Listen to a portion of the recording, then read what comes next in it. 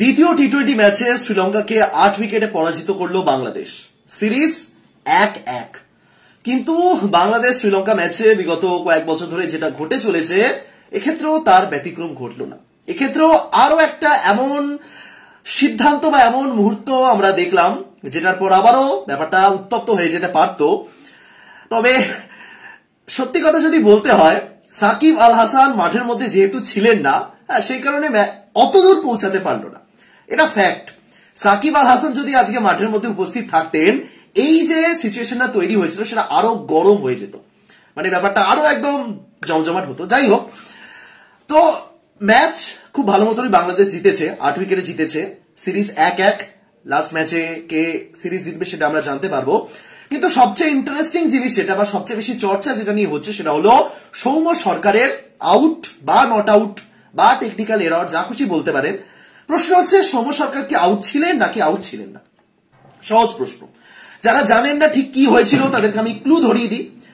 সৌম্য সরকার একটা তার ব্যাটে বল লেগেছিল হয়তো, যেটা আম্পায়ার মনে করেছিলেন তিনি আউট দিয়েছিলেন, এবং সেটাই আউটের সিদ্ধান্ত অনফিল্ড আম্পায়ার দিয়েছিলেন। সৌম্য সরকারের মনে হয়েছিল যে না, আউট হইনি, আমার ব্যাটে বল লাগেনি। তিনি রিভিউ নিয়েছিলেন এবং সেই ডিআরএস নেওয়ার পর দেখা গেল যে বল ব্যাটের পাশ দিয়ে যখন যাচ্ছে, এক্স্যাক্টলি ব্যাটের পাশে না, একটু ব্যাট থেকে একটু দূরে চলে যাওয়ার পর একটা স্পাইক এসেছে, এবং যখন বলটা হয়েছিল তখন শোনা গেল কিছু তো সাউন্ড এসেছে এবং স্পাইকও এসেছে, কিন্তু বল এবং ব্যাট যেহেতু একেবারে পাশাপাশি ছিল না, যেহেতু একদম ক্লিয়ার আউট হয়েছে বা ক্লিয়ার টাচ লেগেছে সেটা দেখা যায়নি, থার্ড আম্পায়ার সেটাকে আউট দেন। থার্ড আম্পায়ার বলেছেন যে কোন রকম টাচ লাগেনি অথচ স্পাইক এসেছে এবং এটাকে নট আউট দাও।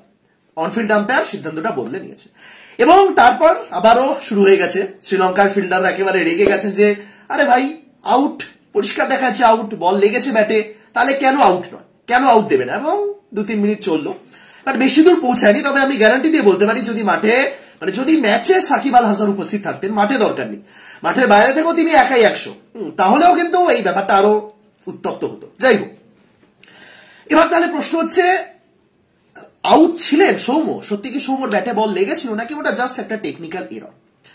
দেখুন, সবার আগে ডিআরএস ব্যাপারটা একটু আমাদের বুঝতে হবে।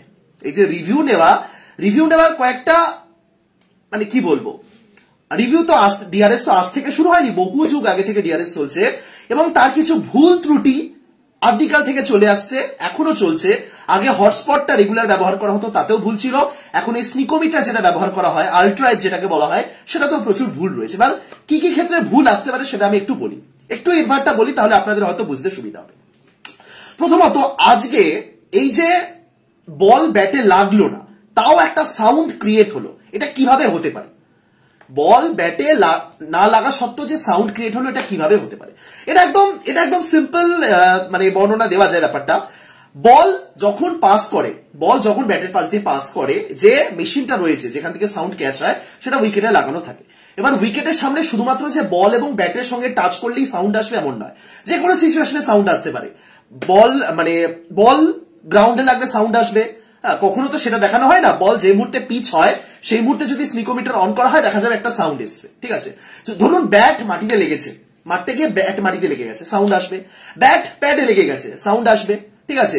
ইভেন ধরুন বল যখন গ্লাভসে লাগে তখন একটা সাউন্ড আসে। সুতরাং যে কোনো সময় যদি একটা নয়েজ ক্রিয়েট হয়, যদি দুটো জিনিসের মধ্যে সংঘর্ষ হয়, তাহলে সাউন্ড ক্রিয়েট হবে এবং স্নিকোমিটার সেটা ধরবে, ঠিক আছে? এমন নয় যে শুধুমাত্র ব্যাট এবং বলের মধ্যে লাগলেই সাউন্ড আসবে, ব্যাটের মধ্যে কিছু লাগানো থাকে না, উইকেটের পিছনে লাগানো থাকে এবং সেই স্পিকারটাই, মানে সেই মাইকটাই ক্যাচ করে, ঠিক আছে? এবার তাহলে যদি বল এবং ব্যাটের মধ্যে না লাগে, তাহলে প্রশ্ন হচ্ছে সাউন্ডটা এলো কোথা থেকে? দেখুন, ফুটেজ অনুযায়ী আমরা যেটা দেখতে পেলাম, এমন কিছু মনে হয়নি যে অন্য কোথাও টাচ লেগেছে। কোথাও না কোথাও একটা টাচ লেগেছে, যে কারণে স্নিকোটা এসেছে। এক্স্যাক্টলি কোথায় টাচ লেগেছে আমরা জানি না। আবার এটাও দেখতে পাচ্ছি যে বল এবং ব্যাটের মধ্যে যে পয়েন্টটাতে টাচ করবে সেই জায়গাতে স্নিকো নেই, কিন্তু স্নিকো হয়েছে। তাহলে এক হতে পারে, এখানে কি কি এরর হতে পারে? প্রথমত এররটা হতে পারে যে ঠিকঠাক ফ্রেমিং হয়নি, এটা একটা এরর হতে পারে। অনেক সময়তে আপনারা দেখতে পাবেন যে দুটো আলাদা আলাদা ফ্রেম দেখানো হয়, একটা সামনে থেকে অ্যাঙ্গেল দেখানো, একটা সাইডের অ্যাঙ্গেল দেখানো হয়, রাইট? এবার হতে পারে যে ঠিকঠাক ফ্রেমিং করা হয়নি, হয়তো সত্যি বল ব্যাটে লেগেছিল, যে সময় ব্যাটে লেগেছিল সেই সময় স্নিকোটা এসেছে, স্পাইকটা এসেছে এবং তারপরে ভুল ফ্রেমিং এর জন্য সেটা ঠিকঠাক টাইমে স্নিকোটা আসেনি। আবার হতে পারে যে কোন রকম টেকনিক্যাল এরর হয়েছে যে কারণে হঠাৎ করে একটা সাউন্ড চলে এসেছে, বা এমনটা হতে পারে সত্যি কিছু টাচ লেগেছিল, সেটা বল এবং ব্যাটে নয়। ঠিক আছে, সুতরাং ডিআরএস কোনোদিনও 100% কারেক্ট হতে পারে না। টেকনিক্যাল এরর যদি আমি বাদও দিই, আমি যদি টেকনিক্যাল এররটা বাদও দিই, আমি যদি ধরেই নিই হঠাৎ করে কিছু একটা সাউন্ড চলে এসেছে বা থার্ড আম্পায়ার কিছু কারুকার্য করেছেন, যেমনটা অনেক ক্ষেত্রে দোষ দেওয়া হয়, যাই হোক আমি সেটাও যদি বাদ দিই, তাও আমি বলবো এই যে ডিআরএস, এই যে স্নিকোমিটার পুরোটা 100% সঠিক কিন্তু কখনোই হয় না।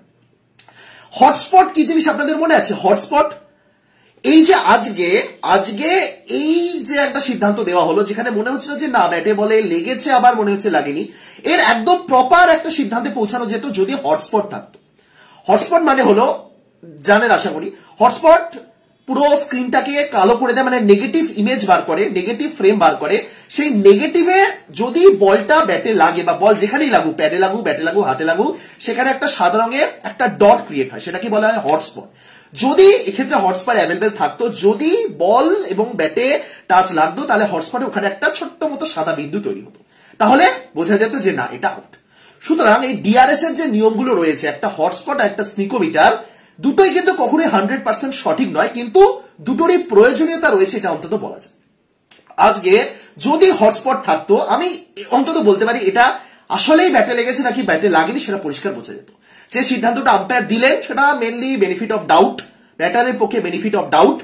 স্টিল বেনিফিট অফ ডাউট এখানে একটু তো মানে কি বলবো, আম্পায়ার যখন অনফিল্ড আম্পায়ার যখন আউট দিয়েছেন, তখন এক্ষেত্রে ওই আম্পায়ার স্কলে একটা ব্যাপার আসতে পারতো, বাট এক্ষেত্রে বেনিফিট অফ ডাউট দেওয়া হয়েছে, এটা কিছু বলার নেই। এক্ষেত্রে থার্ড আম্পায়ার যেটা মনে করবেন সেটাই মনে করবেন, বাট টেকনোলজি ঠিক কতটা ভুল হতে পারে আমি সেটাই বলছি।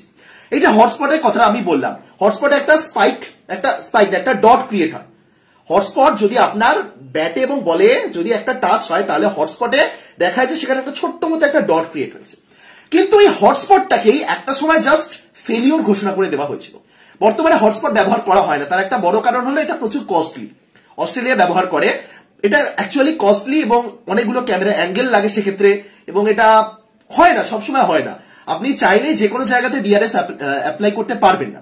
আপনি পাড়ার একটা টুর্নামেন্ট খেলছেন, ভাবছেন চলো একদম দারুণ একটা টুর্নামেন্ট করবো, একদম ডিআরএস নিয়ে চলে আসি, সেটা সম্ভব নয়। ডিআরএস কে অ্যাভেলেবেল করতে হয়, এবং হটস্পট আসলেই অনেকটাই মানে পয়সা লাগে। হটস্পট কিনতে হলে আসলে অনেক পয়সা লাগে, পাতি কথা, যে কারণে সব জায়গায় সেটা অ্যাভেলেবেল নয়।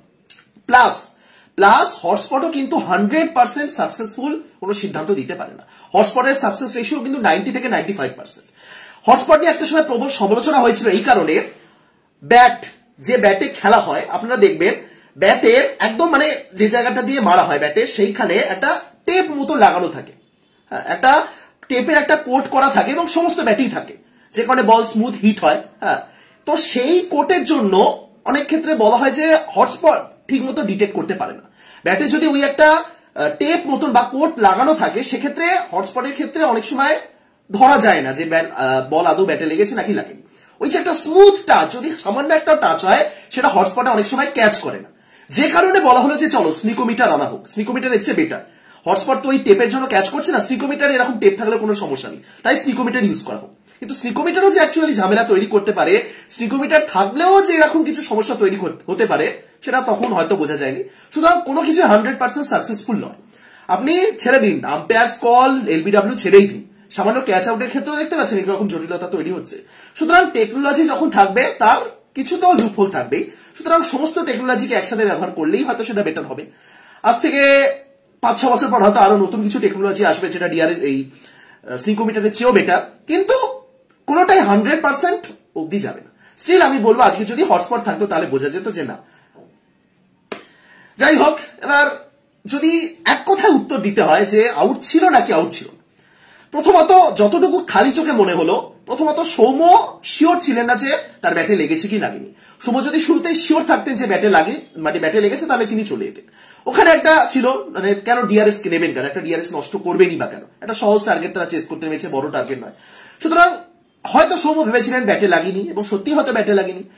দ্বিতীয়ত এটা হতে পারে যে আসলে টেকনিক্যাল এরর হয়েছে, আসলে ফ্রেমিং এর গন্ডগোল হয়েছে, বা টেকনিক্যাল এরর হঠাৎ করে একটা চলে এসেছে নয়েজ, বা হতে পারে ফ্রেমিং এর গন্ডগোল হয়েছে, বা হয়তো ব্যাট ছাড়া অন্য কিছুর সাথে একটা টাচ লেগেছে, কিছু একটা কোলিশন হয়েছে যে কারণে টাচ এসে, সুতরাং একেবারেই মানে থার্ড আম্পায়ারের উপর আউট হতে পারে, নট আউট হতে পারে। আমি খালি চোখে বসে কি সিদ্ধান্ত, মানে কি হতে পারে কি বা বলবো বলুন। তবে ফ্রেমিং ঠিকঠাক হয়নি, মানে যে ফ্রেমে বল লেগেছে ওই ফ্রেমটা দেখে যদি ওটা আউট দেওয়া হতো তাহলে আরো বিতর্ক হতো, এইটুকুনি আমি বলতে পারি। যে ফ্রেমটা এসেছে যখন বল ব্যাটের এত দূর চলে এসেছে, বল যদি এই জায়গাতে থাকে, বল ব্যাট এখানে, বল এত দূর চলে এসেছে, সেই জায়গাতে যখন স্পাইকটা তৈরি হয় তখন কিন্তু ফ্রেমিং এর গন্ডগোল এটা বলা যেতে পারে। এই সময় যদি আউট দেওয়া হতো আরো কিন্তু চাপ হতো। স্টিল এটুকুনি বলবো যে এই সমস্ত সিদ্ধান্ত যখন ভারতের পক্ষে যায় তখন আবার সবাই বলেন যে ভারত আম্পায়ারকে কিনেছে, ভারত চুরি করছে। আমি এটাই বলবো যে এগুলো টেকনিক্যাল এরর, এগুলো আম্পায়ারের ভুল বলুন বা টেকনোলজির ভুল বলুন, এটা হয়, এটা সব ক্ষেত্রেই হবে।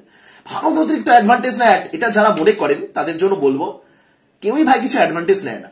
এটা কোন জিনিসই কোন টেকনোলজি 100% সঠিক হতে পারে না। আপনাদের বললাম হটস্পট এত ভালো একটা জিনিস, তারও কিন্তু মানে হটস্পটকে জাস্ট বাতিল করে দেওয়া হয়েছিল ওই টেপের জন্য। জাস্ট ব্যাটের উপর একটা কোট লাগানো থাকে, যে কোটটা হটস্পট ক্যাচ করতে পারে না, সেই কারণে জাস্ট পুরো এটা বাতিল করে দেওয়া হয়েছিল। যারা অস্ট্রেলিয়া, নিউজিল্যান্ড ওরাই এখন ব্যবহার করে হটস্পট। সুতরাং যাই হোক, তাহলে সৌম্য আউট ছিলেন নাকি আউট ছিলেন না? আউট ছিলেন, আউট দিলেও কিছু বলা যেত না, আউট না দিলেও কিছু বলা যাবে না, কিন্তু দুক্ষেত্রে বিতর্ক তৈরি হবে কারণ ফ্রেমিং এর গন্ডগোল, টেকনোলজি ভুল। যাই হোক, তাহলে ম্যাচ শেষ হলো, বাংলাদেশ 8 উইকেটে জিতলো, খুব সহজ একটা ম্যাচ জিতলো। ম্যাচের প্রসঙ্গে আসার আগে আপনাদের কয়েকটা কথা বলি, ঠিক আছে? আমি এর আগেও এরকম এই বিষয়ে অনেক কথা বলেছি, আমি আবারও বলতে চাই। আজ থেকে 1 মাস আগে যখন বাংলাদেশ প্রিমিয়ার লিগ চলছিল তখন সাকিব আল হাসানকে যখনই সমর্থকরা দেখছিলেন ভুয়া ভুয়া বলে চেঁচাচ্ছিলেন, রাইট? দুদিন আগে আমি দেখলাম পাকিস্তানের যে পিএসএল চলছে সেখানে বাবর আজমকে একজন তার দিকে ক্যামেরা ধরে জিম্বাবার জিম্বাবার করে চেঁচাচ্ছেন। বাবর আজম রেগে গিয়ে একটা বোতল ছুঁড়ে মারার চেষ্টা করছিলেন। এবং আগের ম্যাচে আমি দেখলাম যে লিটন দাস তিনি যখন ঠিকঠাক খেলতে পারছেন না, তিনি যখন আউট হলেন শুরুতেই, তাকেও উদ্দেশ্য করে ভুয়া ভুয়া বলে চিৎকার করছিলেন। আমি জানি না কে বা কারা এই ভুয়া ভুয়া বলে চিৎকার করেন, সে সাকিবের উদ্দেশ্য হোক বা লিটন, যার উদ্দেশ্যই হোক। এইটুকুনি আমি বলতে পারি একটু লজ্জা থাকা উচিত আপনাদের, একটু লজ্জা করুন। একটু মাঠের মধ্যে যাচ্ছেন, টাকা খরচা করে মাঠে খেলা দেখতে যাচ্ছেন, নিজের দলের একজন প্লেয়ারকে এরকম ভাবে যদি কেউ বলেন তাহলে আপনার সমর্থক হওয়ার কি বলবো, সমর্থক হিসেবে আপনি ব্যর্থ, আর কিছুই না। একটা প্লেয়ার খারাপ খেলছে, আমি মানছি একটা প্লেয়ার খারাপ খেলছে, লিটন দাস আজও এত ভালো, এত সেট হয়ে যাওয়ার পর যে শটটা খেলে আউট হলো, মানে দেখে রাগ ধরবে। ওই সময় যদি আপনি লিটনের বড় সমর্থক হন না, আপনার মনে হবে যেন কিছু একটা ছুঁড়ে ফেলে দিই। কিন্তু স্টিল যত খারাপই খেলুন, একজন ব্যাটার যদি 0 রানে আউটও হন, তাহলে এই যে ভুয়া ভুয়া বলে বলা হচ্ছে না, অনেকে ভাবছে এটা বেশ সমালোচনা বলে, এটাকে তার ফল ফিরিয়ে আনার জন্য আমরা একদম চিৎকার করব, এটাকে বলা হয় অপমান, এটাকে বলা হয় পাতি ভাষা। তুমি অপমান করছো, তোমার টিমের একজন ক্রিকেটারকে তুমি অপমান করছো। ঠিক ওই জায়গাতেই যারা ভুয়া ভুয়া বলে চেঁচাচ্ছে তারা যদি মাঠে উপস্থিত থাকেন কি করবেন আমি জানি না। সুতরাং এই ভুয়া নিজের দেশের শ্রেষ্ঠ ব্যাটারকে জিম্বাবার, ভারতের ক্ষেত্রে হয়, সব জায়গাতে এরকম উদাহরণ রয়েছে। আর্শদীপ সিং গত এশিয়া কাপে, গত না 2022 এশিয়া কাপে একটা ক্যাচ মিস করেছিলেন পাকিস্তানের বিপক্ষে, ইজি ক্যাচ মিস করেছিলেন যেখান থেকে ভারত হয়তো ম্যাচটা জিততেও পারত। তারপরের দিন পুরো সোশ্যাল মিডিয়াতে একদম ভরে গেল খালিস্তানি আর্শদীপ সিং, তিনি ভারতীয় নন, তিনি ভারতের হয়ে জিততে চান না, তিনি খালিস্তানি। ব্যাস, মানে এই যে জিনিসগুলো, সে কোন একটা পার্টিকুলার রিলিজিয়ানকে কেন্দ্র করে হোক বা একটা আলাদা ফ্যান বেসের তরফ থেকে হোক, এই অপমানগুলো খুব অসহ্যকর। মানে আমি অন্তত এই জিনিসগুলো আমার ভালো লাগে না। আপনি যত বড় সমর্থকই হন না কেন, যত বড় ক্রিকেট প্রেমী হন না কেন, এগুলো কি ভাই, এগুলো খুব বিরক্তিকর, আর কিছু বলতে পারবো বলবো না। যাই হোক, লিটন দাস আজকে ভালো খেলেছেন, রিটার্ন করলেন 24 বলে 36, আসলেই ভালো খেলছিলেন, যে শটগুলো মারছিলেন পুল শট। কিন্তু স্টিল যেভাবে লিটন দাস আউট হলেন, তুমি এত ভালো শুরু করছো কি, মানে যে শটটা খেললেন, মানে না মারতে চেয়েছিলেন না ডিফেন্ড করতে চেয়েছিলেন, একটা হাফ হার্টেড শট খেললেন যেটা মাঝপথে দাঁড়িয়ে গেল, এরকম বলে তাহলে মুশকিল। তাও ঠিক আছে, 24 বলে 36, লিটনের আজকে খুব ভালো সুযোগ ছিল ম্যাচটা একদম ফিনিশ করে আসা, অন্তত 120-30 অব্দি থাকা। যাই হোক, সৌম্য সরকারও ভালো খেলেছেন, 22 বলে 26, দুজনেই ভালো খেলছিলেন, লিটন সৌম্য দুজনেই ভালো খেলছিলেন। লিটন যে ছক্কাটা মারলেন আসলেই ভালো ছিল। তারপরে শান্ত ব্যাটিং করতে নেমেছেন, 38 বলে 53, ভালো খেলেছেন। শান্তর ক্ষেত্রে আমি বলবো যে ঠিক আছে, মানে অবশ্যই ভালো খেলেছেন, দুটো ছক্কা পেরেছেন, বাট এটাই আলটিমেট নয়। তাকে এখনো প্রমাণ করতে হবে, ক্যাপ্টেন হিসেবে তিনিও কিন্তু এখনো টপ লেভেলে পৌঁছাতে পারেননি। এটা ঘরের মাঠে শ্রীলঙ্কার সঙ্গে ম্যাচ হচ্ছে, এরপরে যখন টি-20 বিশ্বকাপের মঞ্চে তিনি যাবেন বিদেশের মাঠে, সেখানে ক্যাপ্টেন্সির প্রেসার প্লাস ব্যাটিং, এটা আলাদা একটা ব্যাপার। সুতরাং ভালো খেলেছে শান্ত, কিন্তু এখনো অনেক ইমপ্রুভ করতে হবে, এইটুকুনি আমি বলতে পারি। এবং শান্ত তৌহিদ হৃদয়ের মধ্যে যে কানেকশনটা ছিল, যে মানে দুজনে রানিং বিটুইন দ্য উইকেটে এত যদি সমস্যায় পড়েন তাহলে কিন্তু মুশকিল। ইভেন একটা সময় আমি দেখলাম মানে দুজনকে যেন মেরেই দেবেন। সৌম্য বলছে ভাই কি করছো, ওইদিকে তাওহিদ হৃদয় দাঁড়িয়ে রয়েছেন। সৌম্য যেহেতু একটু সিনিয়র তিনি কিছু বলতে পারলেন না, বাট এগুলো মুশকিল।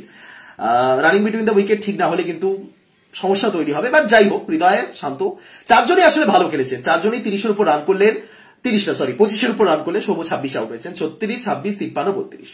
এরকমই পারফরমেন্স দরকার। আগের দিন যে দুজন হাফ সেঞ্চুরি করেছিলেন মাহমুদুল্লাহ, জাকের, তাদেরকে নামতেই হলো না। এরকম ভাবে ম্যাচ জেতাতে হবে। বোলিং এর কথা যদি বলি, শরীফুল দারুণ বোলিং করেছেন, আগের দিন সেরকম ভাবে ক্লিক করতে পারেনি, বাট আজকে আসলেই ভালো বোলিং করেছেন। একটা উইকেটও হয়তো তুলতে পারেনি, কিন্তু শুরু থেকে যে চাপটা বাড়িয়েছিলেন বা যখনই এসেছেন ফার্স্ট ওভার যে মেডেনটা দিলেন, আসলেই ভালো বোলিং হয়েছে। তাসকিন ঠিক আছে, একটু রান খেয়ে যাচ্ছে, বাট ঠিক আছে। মুস্তাফিজুর একটু তো সমস্যায় রয়েছে। মুস্তাফিজুর আমি জানি না কি হয়েছে, মানে একটা সময় মুস্তাফিজুর রহমান গত বছরই আইপিএল এর সময়তেই আমার মনে আছে মুস্তাফিজুর একেবারেই প্রেডিক্টেবল হয়ে উঠেছিলেন। ওই ঘুরে ফিরে কাটার মারো, ঘুরে ফিরে স্লোয়ার দাও, হ্যাঁ মানে ব্যাটাররা জানতো যে তিনি কাটার বা স্লোয়ার দেবেন। সেই 6টা বলের মধ্যে 3টে বল হয়তো ভালো পড়তো, বাকি 3টে বলে রান খেতেন। কিন্তু আমি জানি না সেই জায়গা থেকে মুস্তাফিজুরকে একটু এক্সপেরিমেন্ট করতে চাইছেন, মানে সেই প্রেডিক্টেবল হয়ে গেছিলেন, সেই মুস্তাফিজুর কিন্তু আর প্রেডিক্টেবল নন। কিন্তু প্রেডিক্টেবল না হতে গিয়ে তিনি কাটার স্লোয়ার গুলো একেবারেই ছেড়ে দিয়েছেন। তাকে এটা মাথায় রাখতে হবে, ওগুলো তার অস্ত্র, শুধুমাত্র ওগুলোই ব্যবহার করতে হবে এমনটা নয়, কিন্তু ঘুরিয়ে ফিরিয়ে ব্যবহার করা হোক। সেই কাটার স্লোয়ার কিন্তু একদমই দেখা যাচ্ছে না মুস্তাফিজুরের বলে। এবং এর চেয়ে আরো বেটার বোলিং করতে হতো, নয়তো আগের দিন যেভাবে ডেথ ওভারে রান খেয়েছেন, অনেকেই বলছিলেন যে সাইফুদ্দিনকে দরকার। মুস্তাফিজুর বিগত 5-6 বছর ধরে বাংলাদেশের শ্রেষ্ঠ ডেথ বোলার, সেই বোলারটাই যখন ডেথে রান খাচ্ছেন এবং সমর্থকরা বলছে রেখে দিয়ে হবে না, কিছু তো সমস্যা হচ্ছে, তুমি কাটার দাও, তুমি রান খাও, কিন্তু কাটার দাও, সেটা আগে তিনি করতেন, এটাই করতেন। কিন্তু যাই হোক, মুস্তাফিজুরকে আরো বেটার খেলতে হবে, কারণ 42 রান দিচ্ছেন প্রত্যেক দিন। আরো কিন্তু প্লেয়ার রয়েছে, এরপর যখন ইবাদত ফিরে আসবেন, তানজিম সাকিব রয়েছেন, মুস্তাফিজুর কিন্তু এরকম বোলিং করলে একটু বেরিয়ে যাবে, একটু ব্যাকফুটে চলে যাবে। ঠিক আছে, ভালো বোলার। সৌম্য আজকে উইকেট তুলেছেন এবং ঠিকঠাকই বোলিং হয়েছে। শ্রীলঙ্কার যদি বলি, ওই ঘুরে ফিরে একটা প্লেয়ারের নামই বলতে হবে, মাথিসা পাথিরানা। আজকে 9 রান দিলেন, আজকে টোটাল 9 রান দিলেন, আগের দিন 13 রান দিয়েছিলেন। সুতরাং একটা কল এসছে, সরি। তো যাই হোক, ভিডিওটা আজকে এখানে শেষ করি। আশা করি সবাই ভালো আছেন, ভালো থাকুন, সুস্থ থাকুন। দেখা হচ্ছে পরের ভিডিওতে। তো সবাইকে টাটা, এবং কমেন্টে অবশ্যই জানাবেন যে সৌম্য কি আউট ছিলেন নাকি সৌম্য আউট ছিলেন না, বল কি সত্যি ব্যাটে লেগেছিল নাকি ব্যাটে।